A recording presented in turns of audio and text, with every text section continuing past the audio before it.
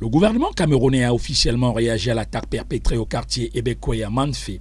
Tout en condamnant avec la plus grande fermeté cette attaque lâche et ignoble dirigée contre des personnes innocentes, le ministre de la Communication René Emmanuel Sadi attribue cette attaque qui a fait plus de 25 morts et 9 blessés à la Manu Unity Warriors, un groupuscule sécessionniste terroriste affilié à la nébuleuse dite Ambazonian Defense Force et rassure que les forces de défense et de sécurité sont à pied d'œuvre pour retrouver les auteurs de cette expédition macabre. L'opposant camerounais Maurice Kamto a lui aussi réagi. Tout en condamnant le massacre des civils à Manfé, le président national du MRC a tenu à présenter ses condoléances aux familles violemment meurtries et dit n'avoir cessé de dire que la résolution de la crise anglophone ne saurait se faire sur le terrain militaire, mais bien autour d'une table de discussion menée de manière franche et sincère.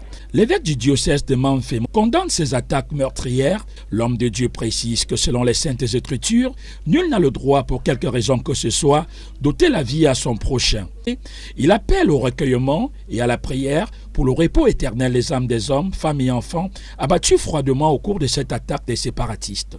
À l'international, les termes les plus forts ont été utilisés pour condamner le massacre de Manfé, une barbarie de trop condamnée par Antonio Guterres. Le secrétaire de l'ONU souligne que les attaques à l'encontre des populations civiles sont inacceptables. Tout en présentant ses condoléances aux familles affectées, le diplomate portugais exhorte les parties en conflit à trouver une issue pacifique à cette crise.